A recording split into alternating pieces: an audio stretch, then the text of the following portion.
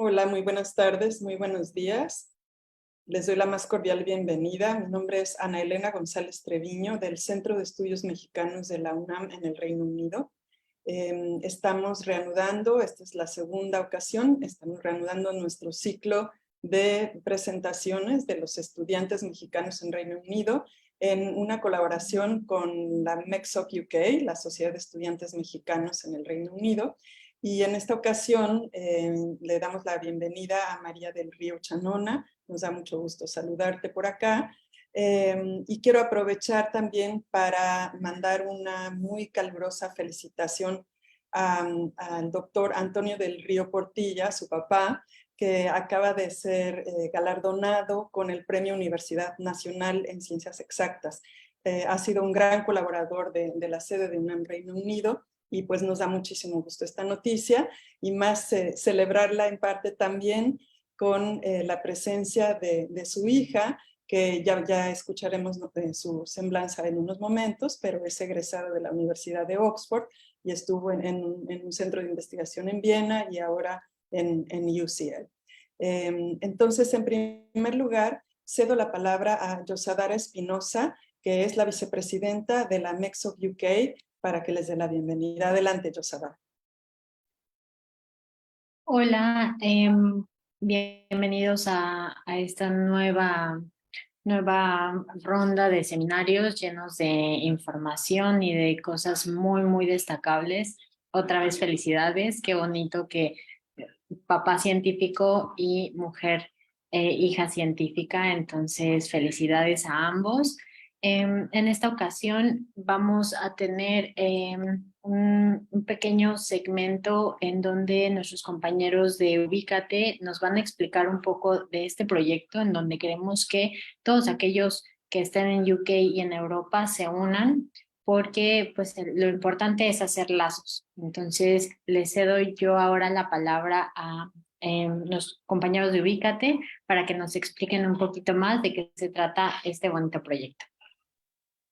Muchísimas gracias, Yosadara. Muchísimas gracias, Ana Elena. Muy buenas tardes y buenos días a todas y todos.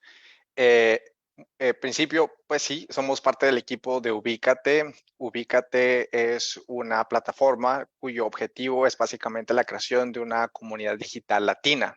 Como tú bien lo dijiste, Yosadara, pues estando nosotros con la experiencia, ya sea de estudiantes como mexicanos en el extranjero y particularmente aquí en el Reino Unido, ya sea de maestría y doctorado, pues obviamente tenemos esa siempre necesidad y digamos, ese gusto por estar conectando con nuestra gente a pesar de vivir la experiencia de estudio y la culturalización en otro contexto, en otro país y en otro idioma.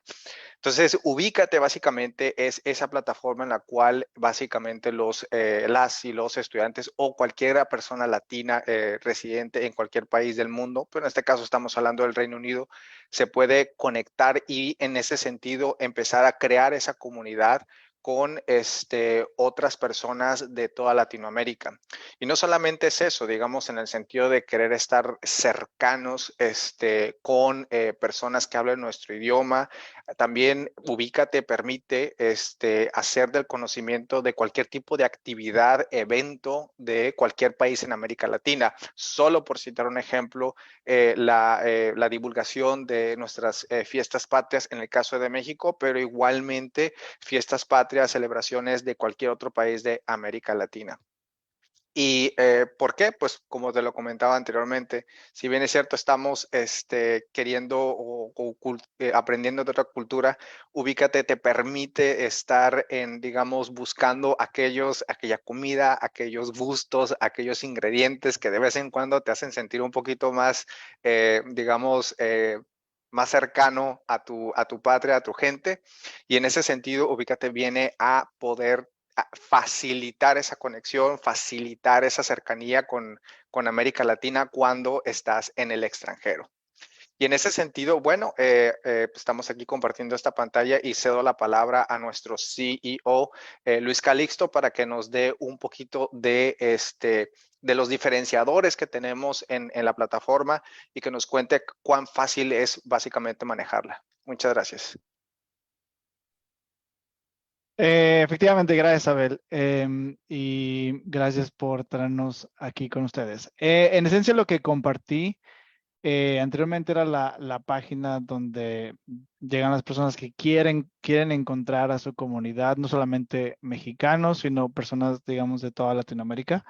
Em, y lo que hace Ubícate es mostrar visualmente, mostrar también la parte del registro. Voy a mostrar ya una vez dentro.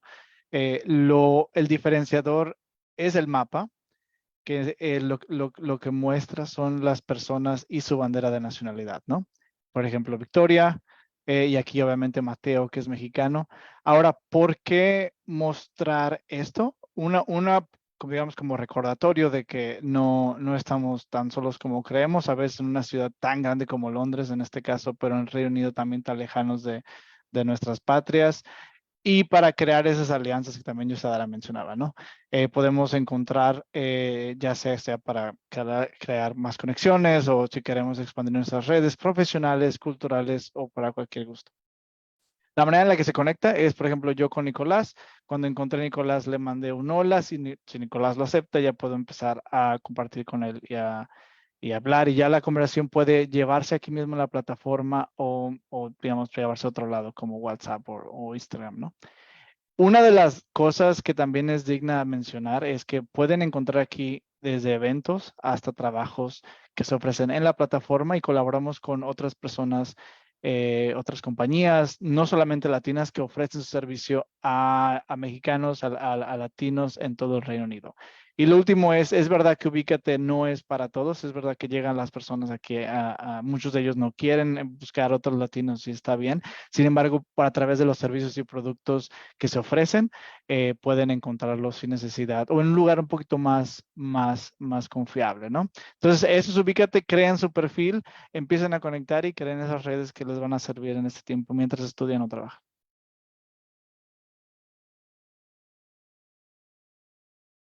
Muchas gracias, Luis, Abel, por explicarnos un poco más acerca de esto. Esperemos que quienes estén conectados y seguirle dando difusión a esto para que cada vez seamos más en esta red, ¿vale? Ahora me complace presentarles a quien nos va a dar la presentación el día de hoy. Ella es María del Río Chanona. Es investigadora postdoctoral en la Fundación James S. McDonald en Complexity Science Hub Viena desde junio del 2021 y afiliada también al Growth Lab en el Centro de Desarrollo Internacional de la Universidad de Harvard. María tiene un doctorado en matemáticas de Oxford, donde formó parte del grupo de economía de la complejidad del Instituto para el Nuevo Pensamiento Económico, Oxford Martin School. Ha trabajado con organizaciones políticas internacionales, incluido el Fondo Monetario Internacional y la Organización Internacional del Trabajo. Realizó sus estudios de licenciatura en física en la Universidad Nacional Autónoma de México.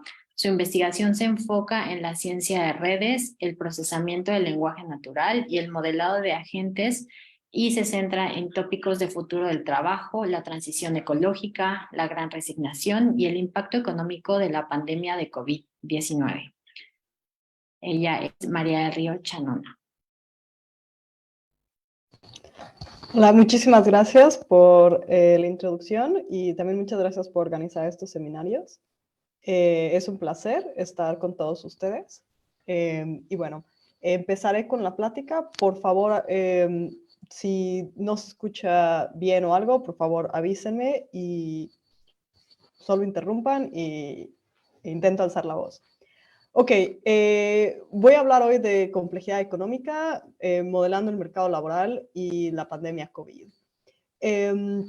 Las diapositivas están en inglés, pero daré la plática en español. Cualquier cosa puedo traducir si es necesario. Ok, voy a empezar con una pequeña actividad que es vamos a jugar un juego. Y la idea es que se pone una era, voy a poner una imagen con una era o periodo histórico y ustedes tienen que adivinar cuál es la era o el periodo histórico.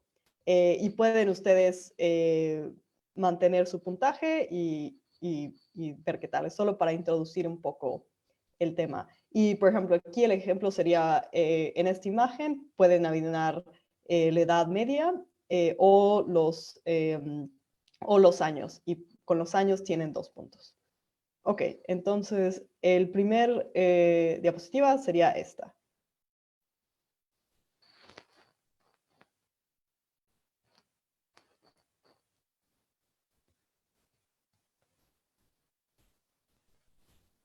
Ok,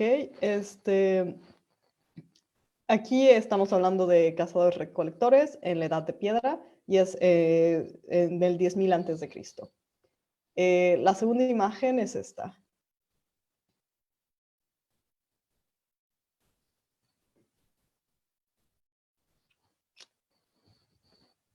Ok, aquí estamos hablando del feudalismo, la Edad Media, y es entre el centenario 9 y el siglo 9 y 15. Esta es la siguiente imagen.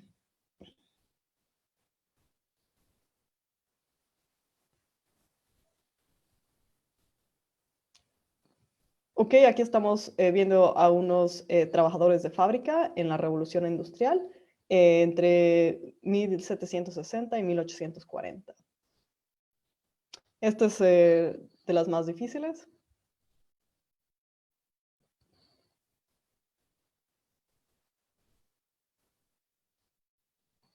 Ok, perfecto. Esto es, son operadores de elevador. Es una ocupación que existía en 1854 y 1970. Después de esto fueron reemplazados por por computadoras automáticas. Y finalmente lo que acaba de pasar.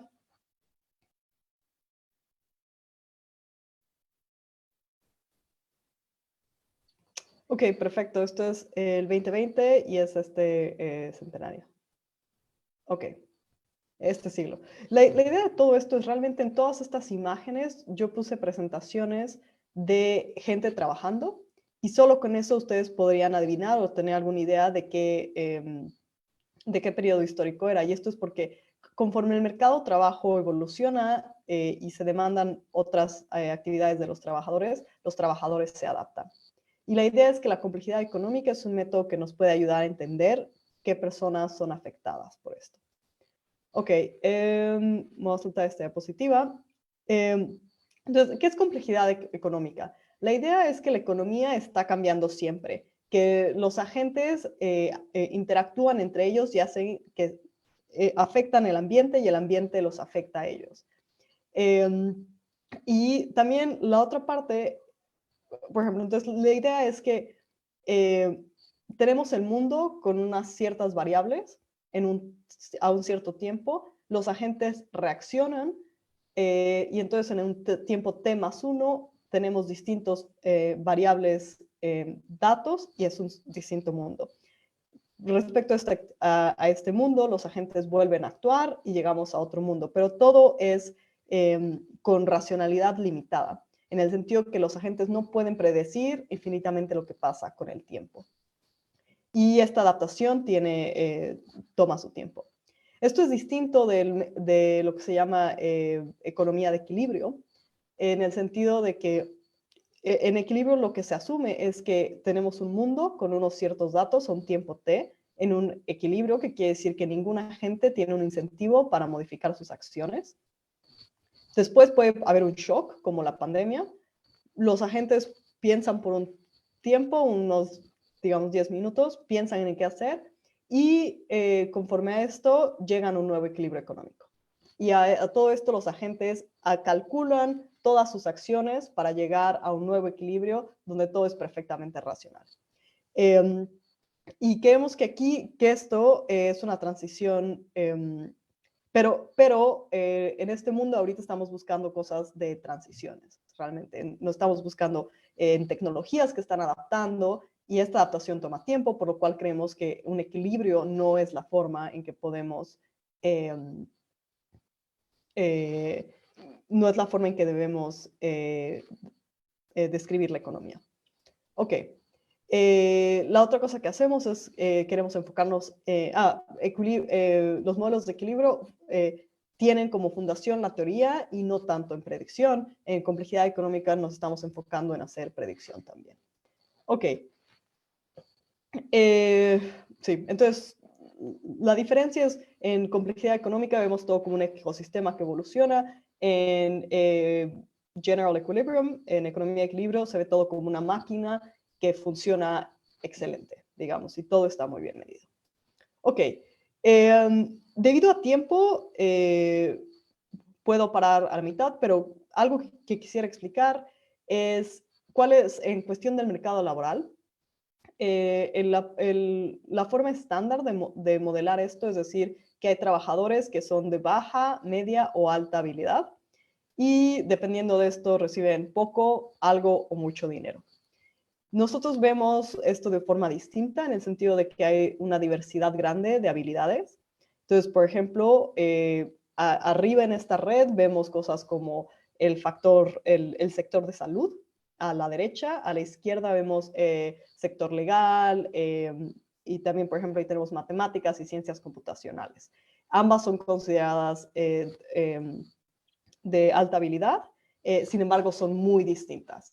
Y también tenemos otras cosas como construcción, producción. Entonces, estamos intentando ver una complejidad de habilidades distinta. Al mismo tiempo, creemos que hay diferentes incentivos en cuanto, o sea, no solo es dinero por lo cual la gente trabaja, pero sino también por tener meaningful work y por relaciones sociales. Ok, entonces ahora voy a introducir un modelo de red de automatización. La idea es que se imaginen que un estudiante de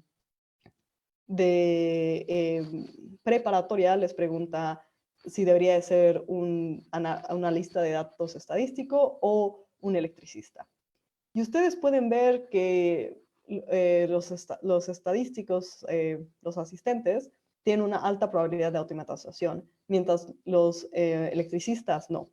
Entonces, con esta información podrían pensar que lo mejor es ser un electricista. Sin embargo, si vemos a través de esa visión, estamos ignorando efectos de red. Y nosotros creemos que el problema se ve un poco más como este. En esta imagen, los nodos son, los puntos son ocupaciones y las aristas denotan transición. Entonces podemos ver que los electricistas, lo que está coloreado azul tiene baja probabilidad de automatización y en rojo tiene alta probabilidad de automatización. Entonces lo que está coloreado en azul digamos, se salvan. Entonces los electricistas son azules, pero están rodeados por rojos. Entonces pueden ser desplazados por otros trabajadores. En cambio, los asistentes estadísticos están rodeados por azul, entonces pueden tienen otras oportunidades de trabajo. Ok, entonces para describir este fenómeno hacemos un modelo de agentes que evoluciona paso a paso. Aquí tenemos una red donde cada nodo es una ocupación. En este nodo puede haber trabajadores empleados, trabajadores desempleados, en este sentido que estaban trabajando en esa ocupación y después tuvieron otro empleo, vacantes, y los trabajadores se mueven a través de esta red. A grandes palabras, lo que pasa es que los trabajadores pueden ser despedidos o por al azar, digamos, como por un efecto de Poisson, o vacantes pueden abrir al mismo tiempo, ¿sabes? Entonces hay fluctuaciones que son completamente aleatorias. Pero al mismo tiempo el mercado laboral tiene una realocación, en el sentido de que esas ocupaciones que van a ser automatizadas van a abrir menos vacantes, menos oportunidades de trabajo. Mientras que esas que no son susceptibles a automatización van a tener más oportunidades de trabajo. Entonces, más o menos así es como funciona el modelo, con unos parámetros deltas y gamas. Y después, ya que tenemos trabajadores, los desempleados, ellos van a buscar por vacantes. Y lo que hacen es aplican a trabajos que son adyacentes en esta red. Entonces, Arriba a la derecha vemos esta red de trabajo en el sentido de que los trabajadores solo pueden aplicar a esas ocupaciones que están cerca de ellos o que son parecidas, en el sentido de que, por ejemplo, sería muy difícil que un taxista pudiera tener un trabajo de un médico cirujano, pero, por ejemplo, un taxista sí podría aplicar tal vez a un trabajo de, por ejemplo, de chofer de ambulancia, por ejemplo. Y después lo que tenemos es, se contratan a las personas a través del mercado, entonces las vacantes que reciben por lo menos una solicitud de trabajo, contratan a esa persona. Y esto realmente lo que estamos haciendo es una función de macheo que fue hecha por Mortensen Pisárides, por lo que recibieron el Premio Nobel en Economía, pero lo estamos haciendo a nivel ocupación, tomando en cuenta que hay distintas skills. Ok. El modelo funciona un poco así. Los trabajadores, si vemos aquí a la izquierda, empiezan empleados y si no se separan de su trabajo, terminan empleados y si se separan de su trabajo, al siguiente paso de tiempo estarán desempleados. Como desempleados, ven si su aplicación fue aceptada, en cuyo caso terminan empleados ya sea en su ocupación o en otra, y si no es aceptada, solicitan otros trabajos. Y las vacantes, mientras hayan recibido una solicitud de trabajo, pueden contratar a alguien. Okay. Lo que hacemos, este es un modelo de agentes en el sentido que es una simulación computacional, pero lo podemos traducir también a un sistema dinámico de ecuaciones. Aquí tenemos la ecuación de empleados, donde tenemos empleados en el tiempo t más 1, son esos empleados en el tiempo t, menos aquellos que fueron despedidos de su trabajo, más los que fueron contratados. Para los desempleados es similar y para las vacantes es similar. Las flechas azules apuntan a este proceso espontáneo, donde por factores aleatorios la gente puede perder su trabajo. Las flechas verdes apuntan a la parte determinística, que es el mercado laboral adaptándose. Y después tenemos el proceso de macheo, donde los trabajadores aplican a distintas vacantes. Ok, la forma que calibramos esto es con la curva de Beveridge. Esta es una curva que relaciona el desempleo y las vacantes. Conforme lo que vemos es que hay una relación negativa. Cuando tenemos una crisis, tenemos alto desempleo y pocas vacantes. Cuando estamos en una recuperación, el desempleo baja y tenemos altas vacantes. Ahora podemos ver una diferencia entre la línea amarilla y la línea morada. Tenemos un desplazamiento y esto quiere decir que en el proceso de recuperación es más difícil para los trabajadores encontrar otros trabajos.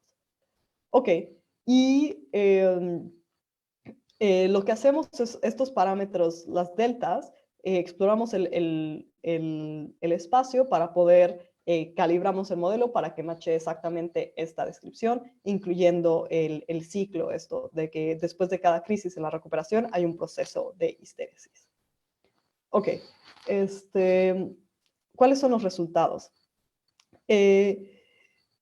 Lo primero que vemos, estamos aquí analizando un escenario de automatización, en donde para ciertas ocupaciones hay un incremento en vacantes, por ejemplo aquí en el sentido de guardería de niños, y otras ocupaciones tienen menos trabajo, por ejemplo aquí los asistentes de farmacia en rojo.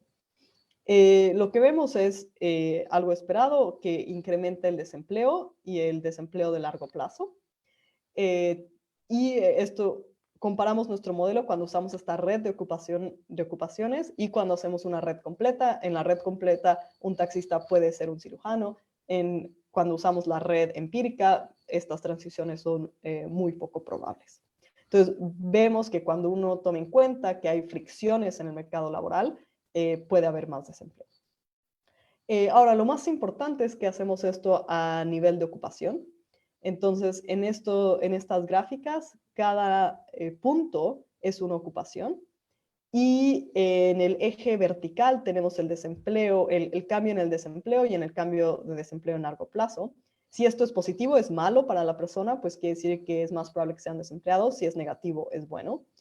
Y, por ejemplo, vemos en ambas gráficas que los asistentes estadísticos, aunque tienen una alta probabilidad de computerización o de automatización, incluso su desempleo decae.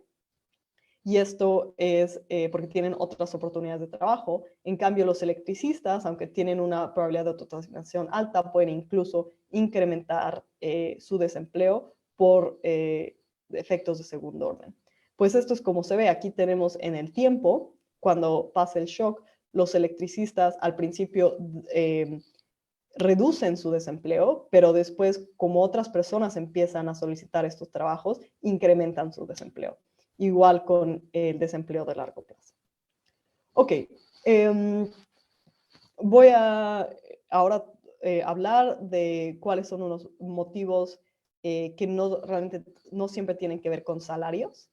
Y voy a hablar de la gran resignación. Esto pasó en Estados Unidos en abril de 2021. Quiere decir que más gente renunció a su trabajo que en los últimos 30 años. Y en noviembre de 2021, esta tasa de renuncia volvió a tener un récord. Y bueno, se hablaba mucho de que esto era por distintas causas, incluyendo,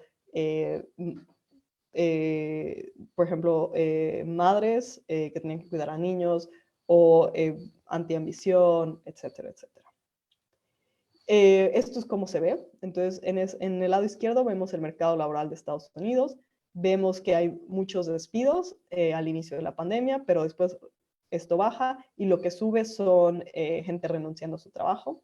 Y ahora analizamos Reddit, que es una plataforma donde la gente pide consejos sobre su trabajo y vemos algo similar, un spike en azul y también aquí incrementando después las renuncias. Ok, hicimos un modelo de procesamiento del lenguaje natural que se llama Topic Model, donde podemos ver qué tópicos hay, de qué habla la gente. Y vemos cómo de lo que habla la gente cambió antes y después de la pandemia. Vemos, por ejemplo, que la gente hablaba mucho más de trabajar desde casa y de trabajos remotos.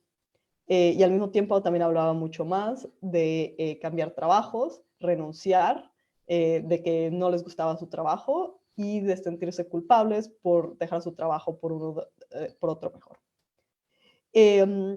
Y también hablaban de los efectos negativos de la pandemia, que incluían estrés por trabajo y problemas de salud mental. Bueno, y lo que hacemos acá es, corremos un modelo de diferencias y vemos, aquí estamos comparando la gente que habla de trabajo y habla de renunciar, mientras la gente que solo habla de trabajo. Entonces hacemos un modelo de diferencias para ver si la gente que habla cuando habla de renunciar es más probable que esté hablando de estos temas. Y lo que vemos es que en realidad la gente cuando va a renunciar es más probable que hable de problemas de salud mental y de estrés de trabajo, no tanto de problemas de salud. Y es menos probable que hablen de que estén buscando trabajos o de que, de que estén buscando trabajos a comparación de antes de la pandemia. Lo que quiere decir esto es que después de la pandemia, la gente está buscando, después de la pandemia, la gente que renuncia, una de las cosas que cambió es que está renunciando por problemas de salud mental o por estrés en el trabajo. Ok, entonces solo para dar un pequeño resumen de lo que vimos acá, lo que estamos viendo es que las redes son importantes para asesorar cuál es el impacto de transiciones como automatización o la transición verde. Y que también hay otros factores, además de salarios, que pueden afectar a la gente renunciando a trabajos, como problemas de salud mental. Ok, después voy a hablar de otro tema que también hicimos con modelos de complejidad económica, que aquí unimos un modelo económico y un modelo epidémico durante la pandemia. Entonces, la idea es que durante la pandemia hubieron shocks económicos. Hubieron shocks en el lado de la oferta, en el sentido que muchas industrias no podían abrir, y si la industria no era considerada esencial y las personas no podrían trabajar desde casa, entonces no podían trabajar. Entonces no había oferta de trabajo en este sentido. También había un efecto de demanda, en el sentido de que personas cambiaron sus preferencias, en el sentido de que mucha gente, aunque los camiones estaban corriendo, ya no quería tomar el camión por miedo al virus. Ok, entonces en un primer trabajo lo que hicimos es, vimos para distintas ocupaciones. Aquí en este plot cada punto es una ocupación. En el eje horizontal tenemos el salario, en el eje vertical tenemos el shock. Si es negativo, quiere decir que no podían trabajar. Aquí tenemos, por ejemplo, meseros y chefs, etcétera, etcétera. Lo que es muy triste es que vemos que en realidad era la gente con mucho dinero o de alto salario. Los únicos afectados eran pilotos, todos los demás no eran afectados. En cambio, la gente que era más afectada era aquella de bajo salario. Ok, y después hicimos un modelo de red de propagación, en el sentido de que este es un modelo de input-output, o sea, en el sentido que cada industria necesita ciertos productos de otra industria, y después ellos dan otros productos a la industria, entonces tenemos una cadena de producción. Y lo que vemos es que si una industria deja de producir, entonces puede que una industria que esté más abajo en esta cadena de producción no tenga los recursos necesarios para seguir trabajando. Entonces hicimos un modelo de esto. Al mismo tiempo, trabajamos con epidemiólogos que tenían un modelo de cómo la gente se movía en la ciudad de Nueva York y cómo se podía contagiar, ya sea por medio de educación, escuelas, en la comunidad, en sus casas o en el trabajo.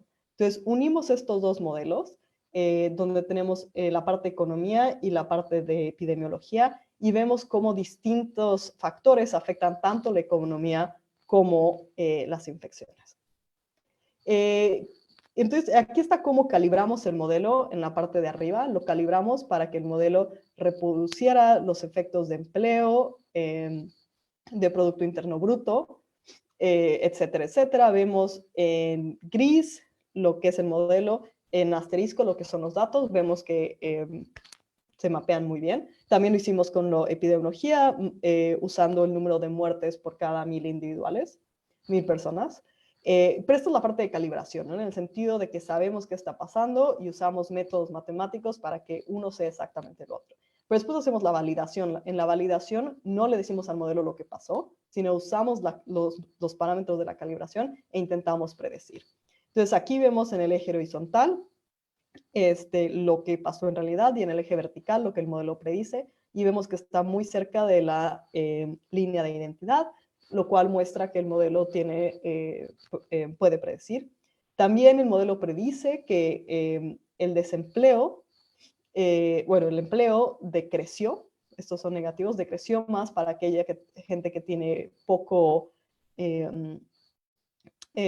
salario, y esto pasa tanto en el modelo como en los datos, y lo mismo para cuánto la gente consume.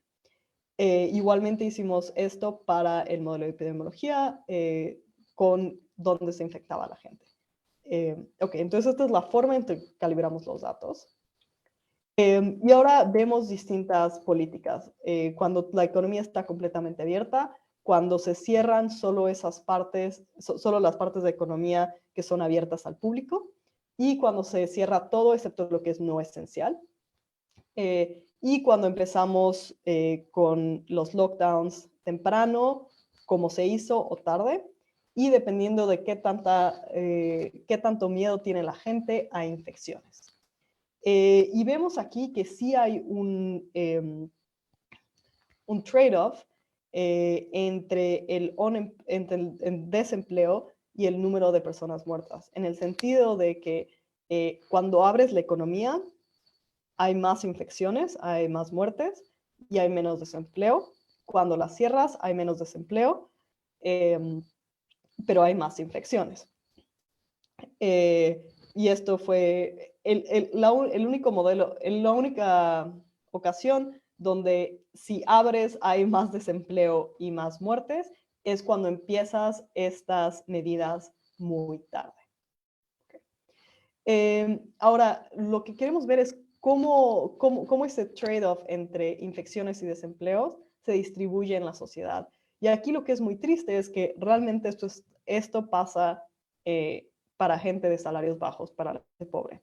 Ok, por ejemplo, aquí vemos políticas de cerrar. Entonces, cuando se abre toda la economía, en naranja está la gente pobre y la gente pobre es la que tiene más infecciones. Ahora, cuando cerramos, la gente que se desemplea más es la gente pobre también. Y si, lo mismo pasa cuando en vez de, si no hablamos de políticas de cerrar, si no hablamos de qué tanto miedo tiene la gente a infectarse y por eso no consume, es lo mismo. Si es bajo, la gente que se infecta de COVID o contrae COVID es gente pobre y la gente que tiene mayor desempleo es la gente pobre. Entonces, este trade-off, sí hay un trade-off y es la gente pobre la que lo sufre, que es lo más triste. ¿Ok?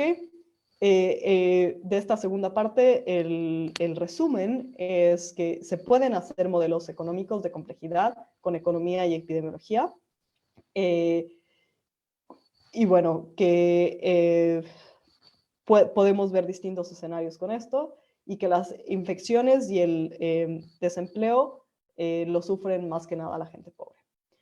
Conclusión de toda la plática, tenemos modelos de agentes que son muy flexibles y ayudan a ver la complejidad socioeconómica.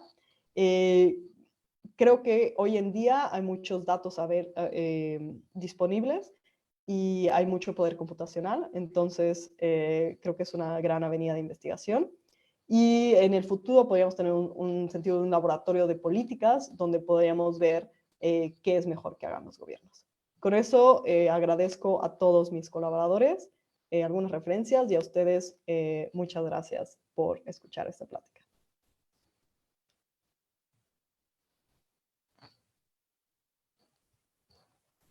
Muchas gracias, María. No sé si por parte del público tengan algunas dudas. Yo en mi caso sí tengo unas cuantas. Bueno, estás prediciendo qué puede pasar o los factores de riesgo que pueden afectar todo el sistema económico y laboral.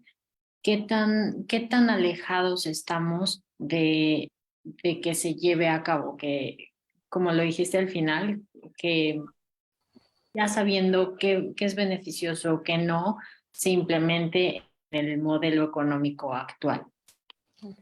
Bueno, esto depende mucho de los gobiernos. Cuando hicimos este trabajo, mandamos los resultados tanto a Estados Unidos como, porque el primer trabajo fue para Estados Unidos, la segunda parte para el gobierno de Gran Bretaña. Estados Unidos tuvo una política de dar subsidios a gente pobre, que es similar a lo que, digo, no fuimos los únicos que dijimos esto, entonces creo que mucha gente lo dijo y en ese sentido sí tuvo un impacto. El Reino Unido no hablé mucho de ese trabajo, pero también se hicieron políticas similares. Ahora, si fue por nuestro trabajo o no, no sabemos. Había varias investigaciones que apuntaban a esto. Entonces sí se puede tener impacto en política. En otro tipo de modelos tenemos más impacto a través, por ejemplo, del Banco Mundial. Pero todo esto realmente depende del gobierno y qué tan disponibles están a escucharnos. Al mismo tiempo, creo que COVID fue algo muy rápido que los gobiernos realmente querían expertise y por eso escucharon más a veces a los científicos. En algunos países, en otros países no se escucharon. Pero realmente creo que lo que tenemos que hacer es tener una colaboración más cercana entre ciencia y política para que estas cosas pasen más día a día. Abel, ¿tienes una pregunta? Sí, así es. Muchísimas gracias. Muy interesante la plática. Por economía de tiempo, a ver si puedo resumirlo todo. En principio, cuando tú hablas en la diapositiva que estabas calibrando el modelo, hablabas de personas con bajos ingresos. Cuando hablas de bajos ingresos, obviamente hablamos de gente pobre. Y mi pregunta es, en ese sentido, cuando hablas, por ejemplo, de skills, ¿estamos hablando de personas con grados universitarios o con personas con, digamos, alguna especie de training? Esa es mi primer pregunta. Sí, o sea, esto está basado en datos de Estados Unidos donde tenemos la ocupación de la persona.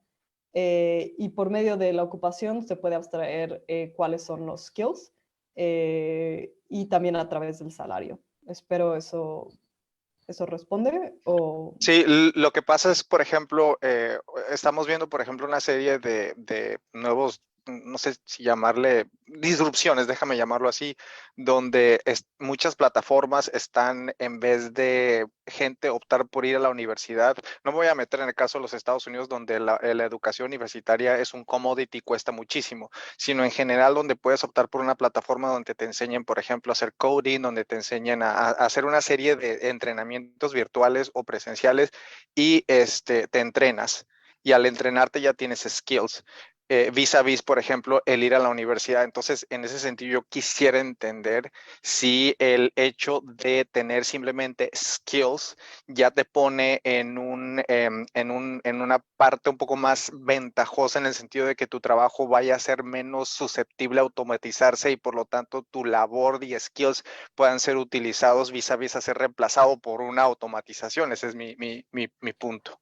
Sí, o sea, realmente, digo, en este modelo usamos ocupación, pero si tuviéramos los datos de qué skills tiene cada persona, de hecho eso sería mucho mejor porque es a un nivel mucho más desagregado y sí podríamos ver ciertos skills ya son obsoletos, pero algunos no, entonces la gente entrena con eso, entonces sí, sería muy interesante ver esa parte. Está listo, muchísimas gracias. Gracias a ti. Muchas gracias, Abel. No sé si por parte del público hay alguna otra pregunta. Mientras mencionabas que lo mandaron a Estados Unidos, lo recibieron bien, bueno, junto con demás investigaciones como la tuya. ¿Qué tan viable ves que esto llegue a México? Que pues, así como acudieron a Estados Unidos, que lleguen con el gobierno de México. ¿Cómo ves esa Pues perspectiva? digo, me encantaría, lo primero que tenemos que hacer es empezar a trabajar en México. Y para empezar a trabajar en México necesitamos buenos datos, porque en parte trabajamos con Estados Unidos porque tienen muy buenos datos. Y por ejemplo, el INEGI tiene buenos datos, pero es difícil entenderlos. Entonces, si se puede tener datos que sean más accesibles, lo primero es hacer el trabajo y para eso necesitamos los datos. Después de eso necesitamos plataformas, por ejemplo, como la MEXOC, como la Academia de Ciencias, y ya con eso podemos empezar a verlo. Depende mucho de la política, esperamos tengamos gente en la política que realmente escuche a la ciencia. Creo que eso es lo más importante. Pero bueno, también otro llamado es que haya buenos datos de México para que podamos hacer estos análisis. Excelente, muchísimas gracias. Muy bien. ¿Alguien más tiene alguna duda? Said. Said. ¿Sí? No te escuchamos, Said. Ok, creo que ya. Es que el host tenía que dejarme mutear. Seguido con bueno, excelente plática. La verdad me gustó. No es tanto mi área, pero seguido un poco con la pregunta de Abel. eh, la pregunta que tengo es si también se han acercado con universidades para, eh, eh, digamos, dar recomendaciones también como actualizar los planes de estudio y como claro, que se actualizan los planes de estudio para que los profesionistas también no caigan en estos nodos que son altamente probables de reemplazables, ¿no? Sí, O sí, sí. O sea, automatizables. creo que eso sería la parte, ya que si se puede hacer análisis a nivel de skills y cuáles son esas cosas que están funcionando, se podrían dar recomendaciones a los programas de estudio. Eso también sería muy interesante. Ok. Pero no han tenido acercamiento como, no sé, con... No, de nuevo ahí el obstáculo son los datos. Hay ciertas plataformas donde empezamos a ver eso. Por ejemplo, hay plataformas de online work, donde estamos intentando ver, por ejemplo, con ChatGPT, cómo se están afectando la oferta y la demanda. Ok. Y ya de última pregunta, hablabas en una de las secciones que sacaron los datos de Reddit, de Jobs. ¿Lo lograron cruzar con alguna otra base de datos o solamente utilizaron este? No, solo usamos Reddit. Lo que hicimos es después lo comparamos con los datos de Estados Unidos. Entonces, Ok. los datos de los quits y todo eso sí son los de Estados Unidos. Y entonces vemos, por lo menos las series de tiempo tienen una correlación. Ok. Vale, perfecto, gracias. Muchas gracias, Aid. Y nuevamente María por seguir contestando nuestras preguntas. Tenemos una de parte del público que dice, ¿cuál es la forma ideal para mezclar datos cuantitativos y datos cualitativos para crear un análisis como el que realizas? Sí, esto es, bueno, a ver, forma ideal no sé, pero puedo proponer alguna forma. La primera es tener interacción entre científicos cualitativos y cuantitativos. La otra es tener modelos flexibles que puedan tener esto, y en ese sentido los modelos de agentes son muy buenos, porque el modelo de agente es simplemente algo computacional que uno puede poner cualquier rutina. Entonces, si una persona que ha, por ejemplo, ha tenido muchas entrevistas y sabe que por lo general la gente tiene esta heurística, digamos, no sé, los lunes aplico este tipo de trabajo y los martes a este otro, eso se puede poner en el modelo. Entonces creo que lo primero es la comunicación, y después de eso lo que me gustaría decir es que creo que los modelos de agentes son una muy buena oportunidad para unir esta brecha. Muchas gracias. Abel. Sí, ahora sí quiero una disculpa por robarme esta segunda oportunidad, pero yo sí quiero hacer otra pregunta. Y es el hecho nuevamente con el tema de los skills. Y en ese sentido voy a poner el foco sobre las personas que estamos estudiando o que estudiamos un PhD, que en mi caso, por ejemplo, en estudios de ciencia y tecnología e innovación, ¿no? Que tiene que ver con sociología del conocimiento científico. Y en ese sentido, obviamente yo no entro dentro de, digamos, el paradigma cuantitativo o positivista, sino es más el hecho de manejar datos cualitativos. Y en ese sentido, veo también digamos, en ciertos foros, muchos colegas alrededor del mundo que estudiaron doctorados, por ejemplo, en literatura, doctorados en literatura, en humanidades. En ese sentido, el modelo que nos presentas, si bien es cierto, no tengo un entendimiento total, pero sí puedo ver que a lo mejor no, a pesar del grado, los skills otra vez no llegan a ser a lo mejor lo suficientemente, digamos, sofisticados vis a vis los cuantitativos para no caer, para salir de los nodos que son susceptibles a ser automatizados. En ese sentido, ¿cuál es tu opinión respecto del grado vis a vis los skills en el área de las humanidades y ciencias sociales? Si en ese sentido estamos, no quiero decir la palabra, destinados a ser automatizados, y si no, ¿qué opciones tú crees que podrían existir?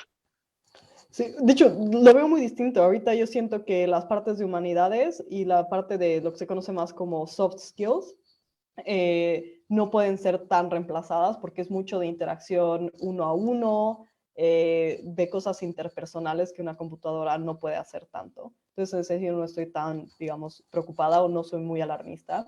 Lo que sí es, por ejemplo, hay un trabajo, Acemoglu acaba de sacar un libro hablando de esto, que cuando se trata de nuevas tecnologías, tenemos que dejar de pensar en, voy a usar esta tecnología para reemplazar a este trabajador, y más bien pensar en, vamos a usar esta tecnología para ayudar a los trabajadores a tener un trabajo mejor, hacer esas partes del trabajo que a nadie le gustan, eso lo automatizamos, y las partes que la gente le hace con gusto, eso no lo automatizamos.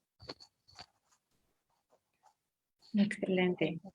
Muchísimas gracias por contestar todas las preguntas. Excelente. Muchas gracias, María. No sé si por parte del público haya más dudas.